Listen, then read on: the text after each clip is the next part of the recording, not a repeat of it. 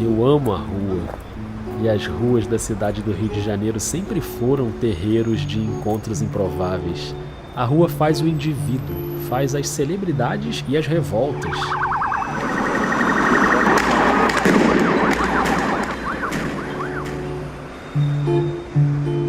As ruas abrigam malandros encantados que quase ninguém vê. Sim, as ruas têm alma, têm sonoridade. Entreguem um tamborzinho no meio de uma praça para uma criança e ela provavelmente vai batucar. As ruas são tão humanas, vivem tanto e formam de tal maneira os seus habitantes que há até ruas em conflito com outras. As ruas, vez por outra, são cenários dos meus sonhos e pesadelos. Os chefes de polícia são os alucinados permanentes das ruas.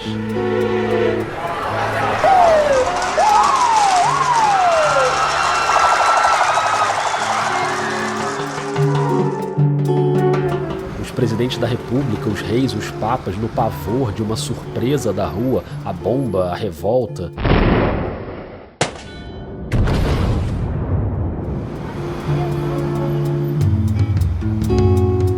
As ruas do Rio de Janeiro podem se encontrar na encruzilhada do Brasil com rios que são ruas. Os séculos passam, deslizam, levando as coisas fúteis e os acontecimentos notáveis. Só persiste e fica o amor da rua.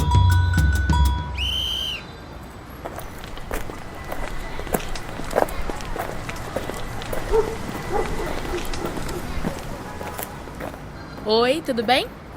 Esse texto que você acabou de ouvir levou 111 anos para ser escrito, porque na verdade são 2 textos. O que a gente fez aqui foi embaralhar frases de 2 crônicas sobre as ruas do Rio de Janeiro.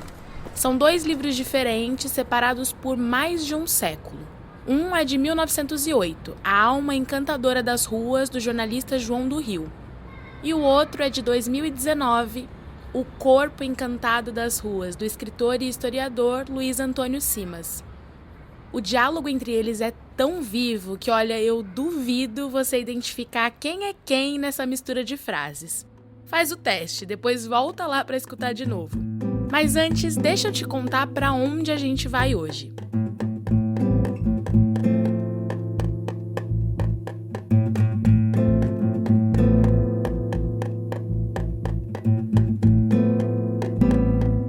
Eu sou a Gabriela Montoni e esse é o 6º e último episódio do podcast Rio Memórias. Se você já ouviu os 5 primeiros, você sabe que nas nossas histórias a rua não é só um cenário, ela é um personagem. E para fechar essa jornada que passou por tantos conflitos na cidade, hoje a gente vai te mostrar como o corpo e a alma das ruas cariocas foram cruciais nas lutas por liberdade.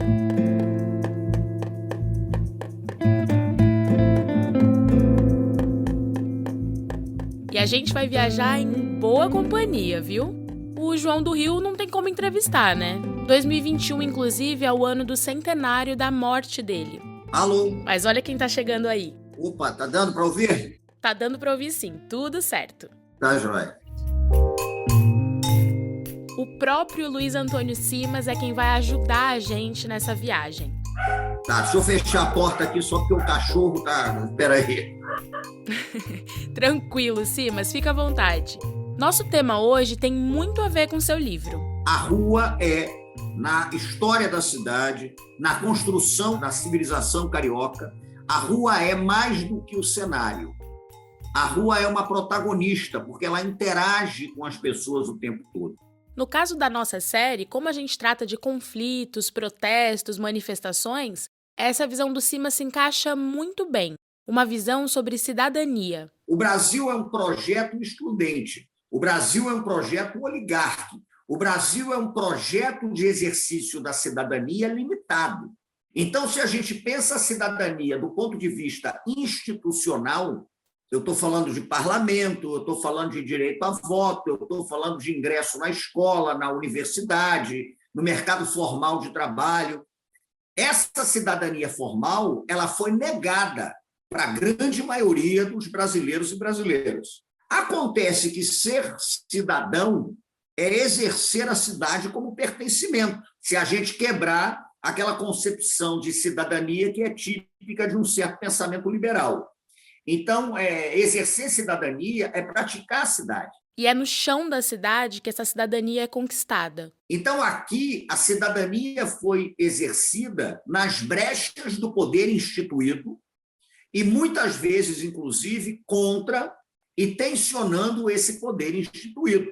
Então, desde o século XVII, quando nós temos a revolta da cachaça, passando pelo século XVIII, pela Inconfidência Carioca, né, na virada do XVIII para o XIX, nas grandes manifestações urbanas do século XIX todo, da virada da monarquia para a república, né, a revolta do Vintém, a revolta contra a vacina obrigatória, as repercussões da revolta da chibata.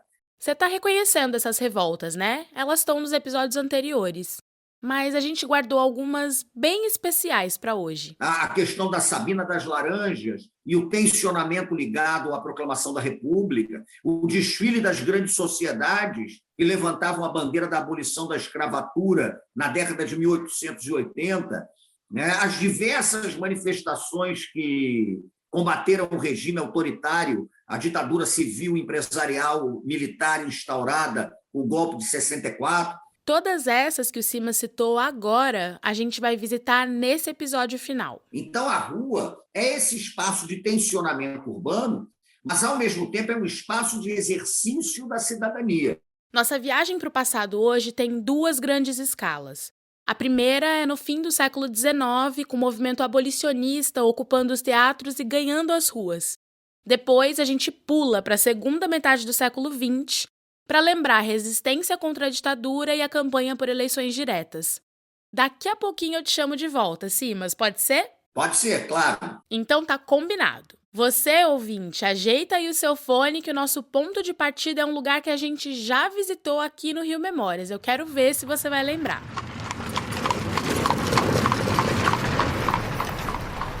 Essa é a Rua do Cano, no centro do Rio. Foi no episódio 2, lembra? A Rua do Cano era onde ficava a sede da Sociedade Literária, o berço da Conjuração Carioca em 1794. Só que agora a época é outra, quase um século depois da Conjuração. Anota aí para não se perder. 25 de julho de 1880. O nome da rua já tinha mudado para 7 de setembro, como a gente conhece até hoje. E ali ficava a fachada lateral do Teatro São Luís, por onde entrava o imperador Dom Pedro II quando ele ia ver algum espetáculo. Vamos entrar também? Vou te mostrar como era por dentro.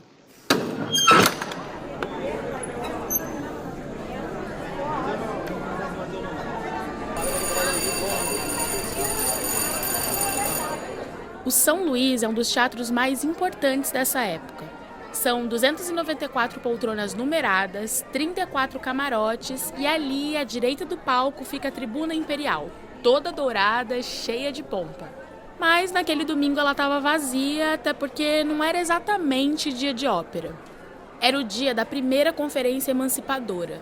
Foi o nome que o engenheiro abolicionista André Rebouças deu para os eventos que ele organizava com outros dois importantes ativistas negros, Vicente Ferreira de Souza e José do Patrocínio.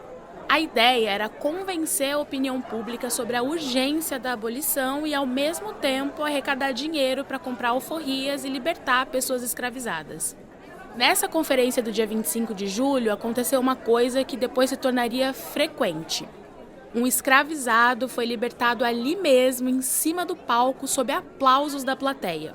Quem estava ali numa poltrona vendo tudo, a convite do André Rebouças, era o maestro Carlos Gomes, o maior compositor de óperas que o Brasil já teve. Autor de O Guarani, que você certamente conhece, nem que seja pela Voz do Brasil no rádio.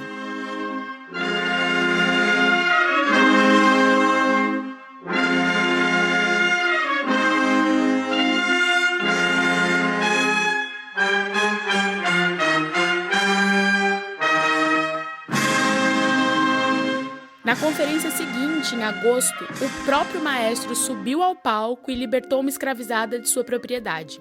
Ali veio a ideia de misturar música e política. E em setembro começaram as conferências-concerto. Até 1884 foram mais de 50, juntando 2 atos. Uma apresentação de música clássica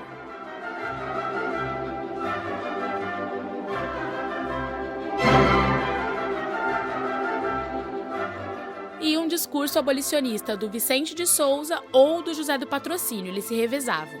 Quando tinha libertação de escravizados no palco, o efeito era apoteótico. A plateia aplaudia, chorava, gritava, jogava lenços e flores. Principalmente a camélia, que virou um símbolo da abolição. Os eventos se espalharam por outros teatros, como o Politeama, que abrigava 2.000 pessoas, e até para outras províncias além do Rio de Janeiro. Era o debate político ocupando o espaço público, inclusive na rua, porque antes das conferências o público ocupava os jardins, as feiras, as quermesses. E se o governo pressionava os donos dos teatros para vetar esse tipo de ação, a reação do movimento foi: ok, a gente tira os discursos, mas a propaganda abolicionista vai para dentro da ópera.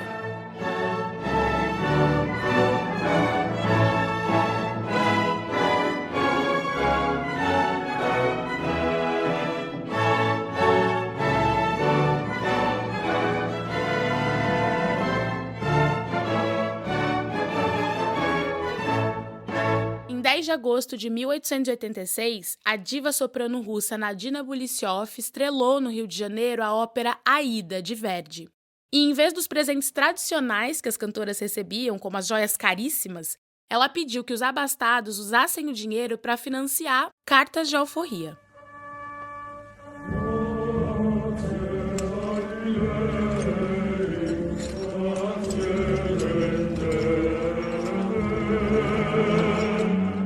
O filme italiano A Vida do Jovem Toscanini, de Franco Zeffirelli, mostra essa apresentação no Rio. Nadina interrompe uma cena com escravizados acorrentados e se volta para a tribuna imperial, que naquela noite abrigava Dom Pedro II e a princesa Isabel.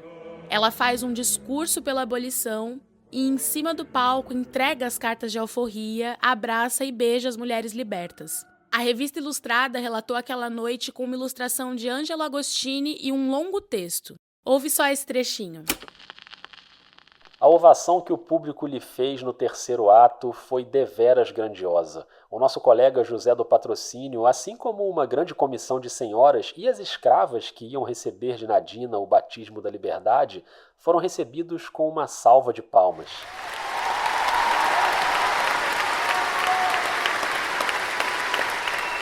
É claro que aquele ato causou um desconforto na coroa e a repressão aos teatros aumentou.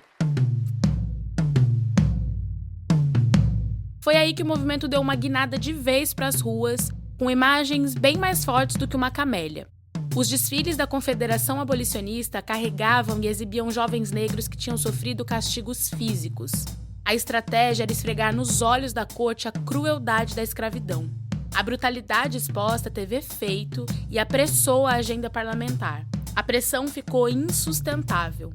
Graças à adesão popular e graças à luta incessante de nomes como Patrocínio, Rebouças, Luiz Gama, Joaquim Nabuco e muitos outros, a Lei Áurea foi assinada e a escravidão foi oficialmente extinta em 13 de maio de 1888.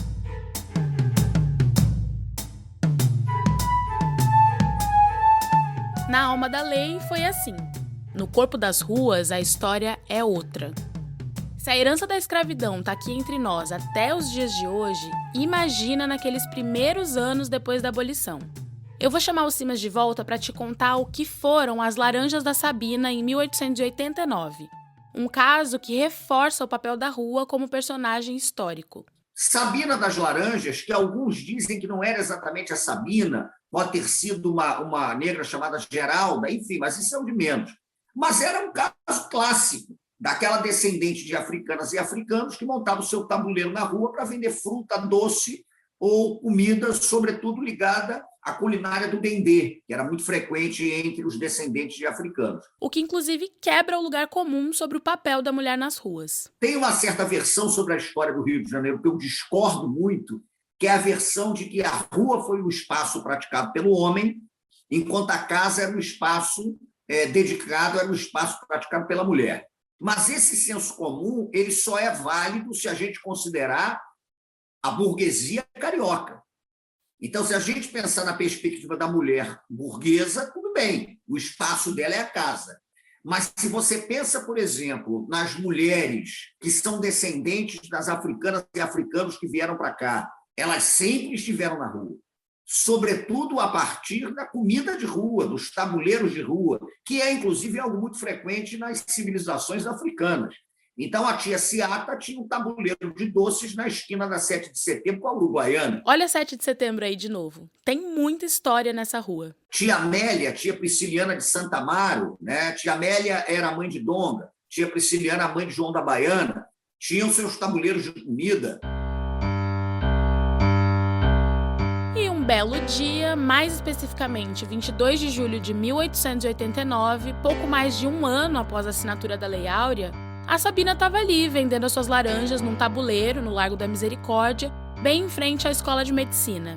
Nisso, passa uma carruagem com o Visconde de Ouro Preto, que estava para virar ministro da Fazenda na época.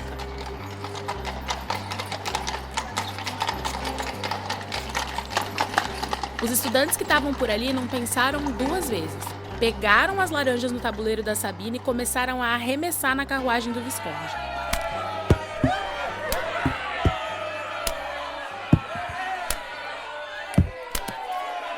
A reação da polícia foi completamente desproporcional.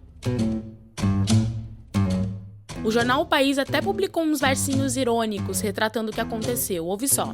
Autoridade zelosa, se tem de fazer, não manda. Ora, aí está, por que motivo? Era uma vez a quitanda. O golpe era necessário, assim, completo e certeiro. Salvou-se a paz da cidade, removendo o tabuleiro. Pois é.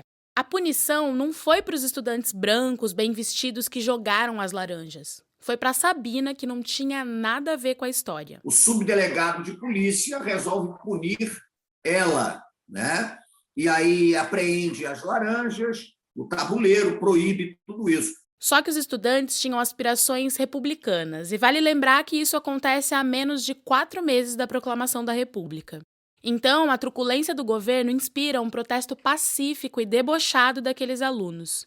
No dia 25 de julho, eles saem em passeata do Largo da Misericórdia até a Rua do Ouvidor, erguendo bengalas com laranjas espetadas na ponta.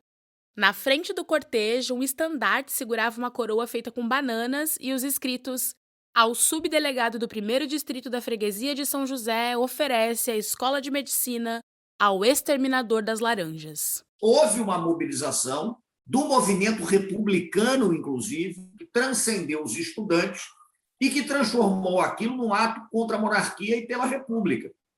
Um desfile na Rua do Ouvidor, né, com o pessoal levando laranjas, levando frutas e etc. Então, de certa maneira, é uma história que guarda múltiplos sentidos sobre a cidade e a rua, né?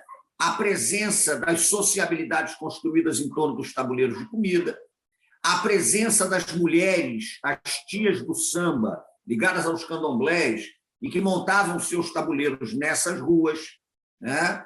A força policial, que ao invés de atacar os estudantes de medicina que pertenciam à elite carioca, atacam exatamente a vendedora de laranjas, que perde o seu produto, né, e a sua barraca. Tava tudo ali, né? Um resumo do corpo das ruas no Rio de Janeiro. A repercussão na imprensa foi enorme. O subdelegado pediu demissão, a Sabina retomou seu tabuleiro e a imagem do Império ficou ainda mais abalada.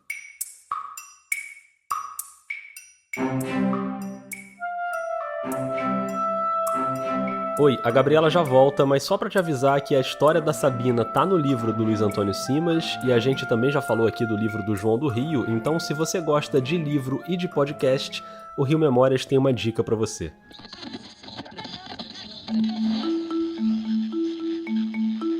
Este é um anúncio de utilidade pública da 451, a revista dos livros. A gente sabe que os nossos leitores são muito leitores, são tão leitores que querem ler o tempo todo. E que depois de ler a 451 só aumenta o tamanho daquela pilha de livros na sua mesinha de cabeceira. Só que tem um problema. Não dá pra ler a revista andando na rua, nem correndo na praia, nem cortando cebola e muito menos andando de bicicleta. A 451 entende essa vontade de ler em qualquer lugar, mas não endossa esse comportamento. Por isso, a gente criou um podcast. 2 sextas-feiras por mês, junte-se a nós no 451 MHz, o podcast de livros da Revista dos Livros. Conversas, entrevistas, episódios especiais narrativos sobre os nossos maiores autores, sempre um grande papo sobre um livro que ainda vai marcar a sua vida. Ou talvez que você nem vai chegar a ler, mas precisa ter uma opinião a respeito. 451 MHz, o podcast para quem lê até com os ouvidos. Uma produção da Rádio Novelo para a Associação 451.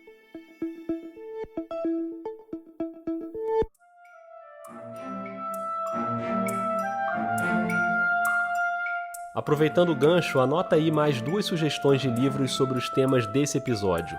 Flores, Votos e Balas, o movimento abolicionista brasileiro, da Ângela Alonso, pela Companhia das Letras, e 1968, o ano que não terminou, do Zuenir Ventura, pela editora Planeta. Aliás, é pra lá, pro cenário do livro do Zuenir, que a gente vai agora. Daqui a pouco eu chamo Simas de novo, mas agora a gente vai fazer aquele salto no tempo. 8 décadas para frente, saindo de 1888 e 89, ali entre a abolição e a proclamação da República, pulando para 1968, no auge da ditadura, quando 100 mil pessoas tomaram as ruas do Rio.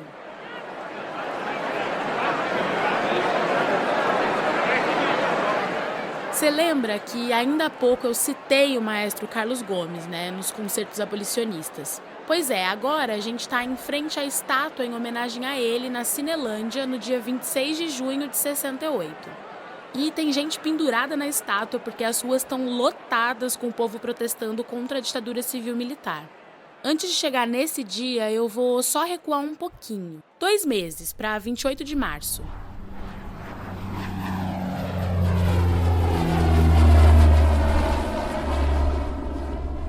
A gente está pertinho do aeroporto Santos Dumont e ali do lado ficava um restaurante chamado Calabouço, muito frequentado por universitários. Aliás, esse nome também tem a ver com o tema da escravidão, porque nessa área onde hoje é o aeroporto, antigamente ficava a temida prisão do Calabouço, destinada a castigar pessoas escravizadas no tempo do Império. Voltando para o dia 28 de março de 68, uma manifestação estudantil no restaurante foi interrompida pelas viaturas da Polícia Militar.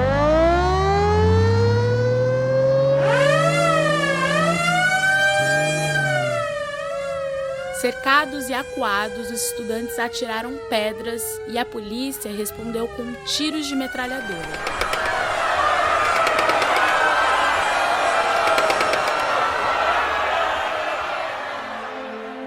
Um dos tiros atingiu o peito do estudante Edson Luiz, de 18 anos.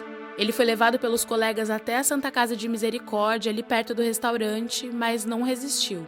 Temendo que a polícia recolhesse o corpo e sumisse com ele, os estudantes carregaram o corpo pelas ruas até a Assembleia Legislativa. Depois de muita negociação em clima tenso, a autópsia foi feita ali mesmo e o velório também. Na manhã do dia seguinte, a Cinelândia estava completamente tomada. À tarde, o corpo foi levado em cortejo até o cemitério São João Batista e à noite foi sepultado ao som do hino nacional cantado pelo povo. Lembra do nosso último episódio sobre a comoção após a morte do Getúlio Vargas? Há quem diga que Edson Luiz teve a maior homenagem póstuma vista no Rio de Janeiro desde o velório do presidente em 1954. A imprensa deu grande repercussão ao fato.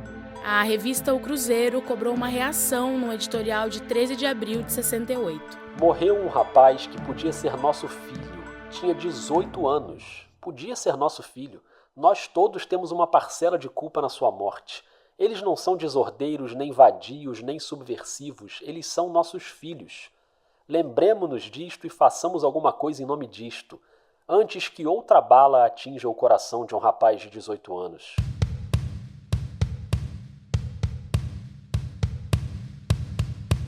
Os ânimos foram se acirrando nas semanas seguintes, não só no Rio, mas em todo o país. Outros protestos vieram, a repressão policial aumentou e o cerco aos estudantes se fechou no dia 21 de junho, que entrou para a história como a Sexta-feira Sangrenta. O que o centro do Rio viu nesse dia foi uma sequência até então inédita de batalhas violentíssimas com a população enfrentando a polícia.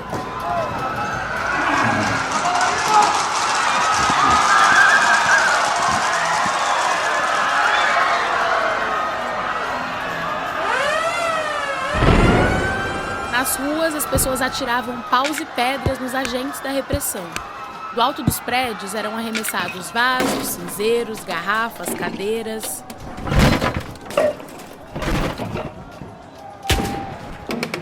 O pelotão da cavalaria entrou a galope na Avenida Rio Branco.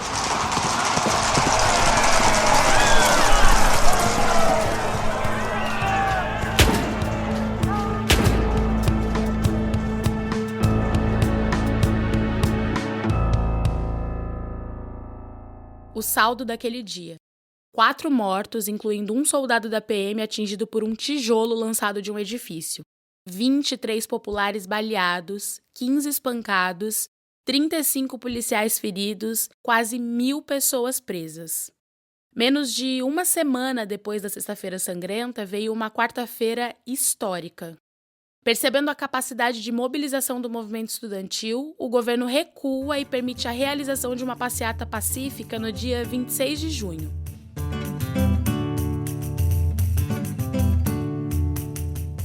Vários setores da sociedade se encontraram na Cinelândia.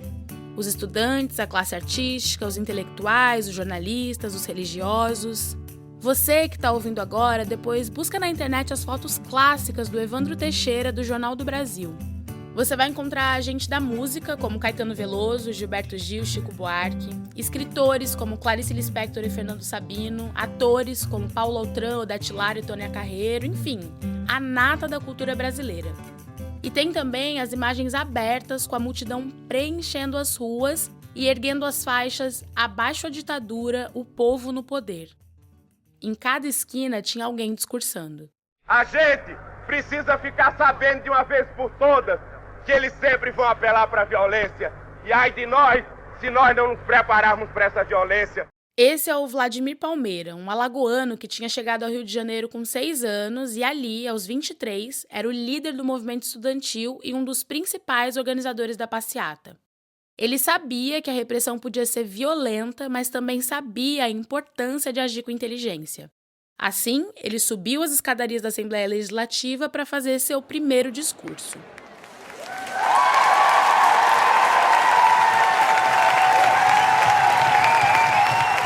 Fez um sinal com as mãos e, num gesto impensável, pediu para que todo mundo se sentasse no chão. Aquelas pessoas que uma semana antes tinham visto a cidade explodir num conflito brutal, agora estavam ali quietas, em silêncio, sentadas no asfalto. O que caía dos edifícios não era tijolo, era papel picado. O som não era das bombas, era dos pombos da Cinelândia. A passeata passou pela Candelária e, em cima de um carro, Vladimir Palmeira lembrou a violência da polícia na missa em homenagem a Edson Luiz. O povo seguiu pelas ruas do centro. Presidente Vargas, Uruguaiana, 7 de setembro, Praça Tiradentes, tudo em paz. Mas o regime militar, claro, estava atento.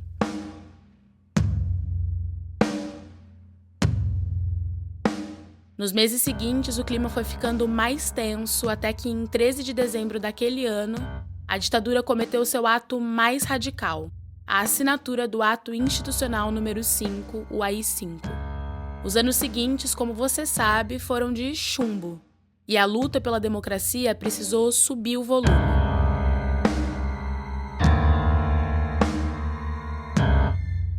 Depois da passeata dos 100 mil, os militares ainda ficariam no poder por mais 17 anos. E quase no fim do regime, o Rio de Janeiro viu mais uma demonstração do poder das ruas. Se você acha que 100 mil é muita gente, o famoso comício na Candelária pelas eleições diretas reuniu mais de 1 milhão de pessoas. Hoje estou no fim, Senhor da liberdade. Abre as asas sobre mim, abre as asas. Essa é a atriz Zezé Mota em cima do palanque. E assim como na passeata em 68, a classe artística também estava mobilizada no comício histórico de 10 de abril de 84. Com tantas tetas, com tantas metas, a gente vai levando, a gente vai levando, a gente vai levando, a gente vai levando as diretas. Os partidos políticos também se uniram à pressão popular pelo retorno da democracia. Era a sociedade abraçando a emenda Dante de Oliveira. O deputado federal propôs um adendo na Constituição para realizar eleições diretas em dezembro de 85. Outra semelhança com 68 é que os líderes do movimento, como o então governador do Rio, Leonel Brizola, também negociaram com o regime para que a manifestação na Candelária transcorresse de forma pacífica e sem repressão policial. Assim foi. E tome discurso no palanque. A democracia que queremos é aquela que venha a ser e representar uma convivência pluralista e generosa do povo brasileiro, onde não haja nem banquetes, nem migalhas, onde não haja privilégios para uma minoria e a opressão e a miséria para a grande maioria do nosso povo. Além de Brizola e outros políticos, ficou muito marcada a participação de Ulisses Guimarães, que seria o nome do PMDB para as eleições diretas, com uma candidatura que àquela altura parecia imbatível. Chegou a hora de nós pronunciarmos uma palavra só, um monossílabo, que é o universo de toda a nossa esperança e de todas as nossas reivindicações. É um monossílabo da força de pai, mãe, fé, que é sim, sim às eleições diretas, já para presidente da República. O comício na Candelária foi a maior mobilização popular da história do Brasil desde a campanha pela abolição em 1888 e só seria superado em número pelas jornadas de junho de 2013, que você ouviu aqui no nosso terceiro episódio.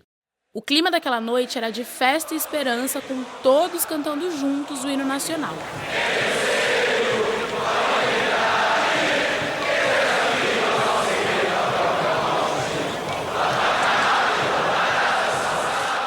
Duas semanas depois, no dia 25 de abril, veio a votação do Congresso em Brasília. Foi um balde de água fria.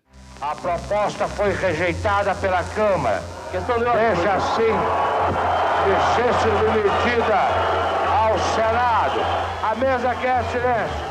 Esgotado o tempo regimental para a duração. Senhor presidente, está encerrada a sessão.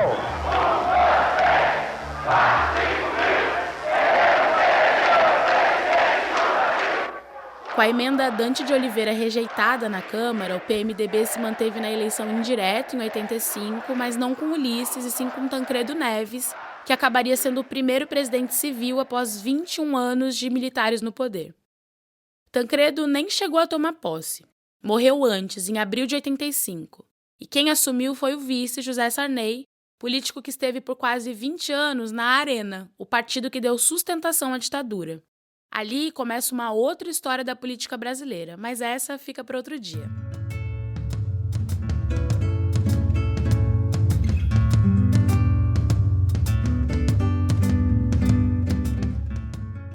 O fato é que, com vitórias e derrotas, conquistas e frustrações, é na rua que as grandes transformações ganham corpo.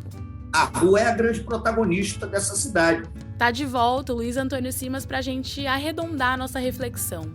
Porque além de olhar para trás, é preciso olhar para frente, para saber como vai ser a retomada dessa relação com a rua depois desse período que nos afastou um pouco dela. E eu acho que pensar o Rio de Janeiro pós-pandemia, fundamentalmente vai ser pensar o Rio de Janeiro a partir de uma questão que está presente em toda a nossa história. A gente vai definir a cidade que a gente quer a partir da maneira como a gente acha que a rua tem que ser praticada. A gente quer uma rua como simples ponto de passagem, obedecendo a uma lógica da circulação de mercadorias, a lógica do capital, a cidade gentrificada, ou a gente quer pensar uma rua a partir da ideia do encontro? Então, esse é o grande embate que marca a história da rua e é o grande embate que marca a história do Rio de Janeiro. Eu acho que é por aí. Muito obrigada, Simas, por dividir um pouco da sua percepção aqui com a gente. Foi um prazer. Valeu. Tchau, tchau.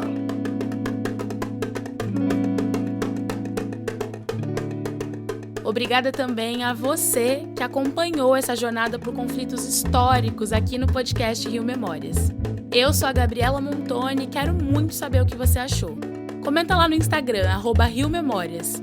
Avalie os episódios no aplicativo onde você escuta, compartilha com seus amigos, espalhe a palavra por aí. Você pode acessar o museu virtual em riomemorias.com.br. Tem um monte de galerias lá para explorar. O podcast é uma produção da Escuta Aqui, com coordenação e roteiros do Rodrigo Alves. Oi, Gabi, tudo bom? Passando só para te avisar que o roteiro já tá liberado lá na pasta para você gravar as locuções. Daí uma mensagem que eu ouvi bastante nos últimos meses. E antes do Rodrigo me mandar, o Thales Ramos fez a supervisão de todos os roteiros. Deixa eu dar uma olhada aqui de novo. Tranquilo, Thales. Agora você já pode descansar, já trabalhou muito. A Jamile Boulay é nossa repórter e produtora. Ela fez todas as entrevistas e algumas gravações externas, você lembra, né? O problema é que na rua é meio imprevisível, né? Você tá gravando uma fala e do nada... Isso a Escuta Aqui não mostra. Que acontece no meio da gravação. Olha que beleza. Será que o ouvinte vai curtir? Somzinho?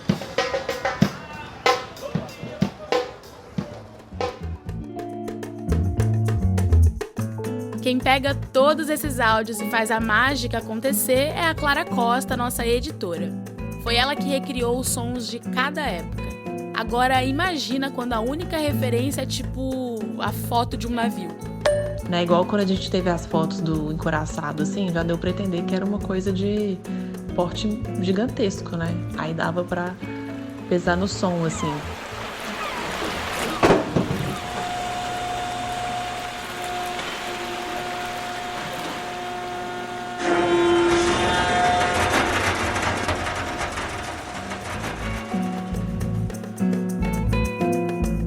Todo o material de pesquisa vem do Danilo Marques, historiador do Projeto República da UFMG. E às vezes é muito tema num episódio só, tipo hoje, né, Danilo? Eu meio que agarrei nessa pesquisa, mas vai rolar, tá bom? Tá ótimo, já rolou. A música que você tá ouvindo é do Gabriel Falcão. Esse episódio até teve umas óperas do Verdi no início, lembra? Mas, tirando isso, toda a trilha sonora original do podcast foi composta pelo nosso maestro Gabriel, mesmo quando o barulho da obra tentava atrapalhar. Dá pra ouvir isso? Eu tô com tudo fechado aqui. Janela, cortina. Músico também sofre. Bom, é isso, gente. Eu já tô com saudade. Obrigada a toda a equipe, obrigada demais a você que ouviu. Continua seguindo a gente na rede social, que sempre que tiver novidade a gente anuncia por lá. Um beijo e até a próxima.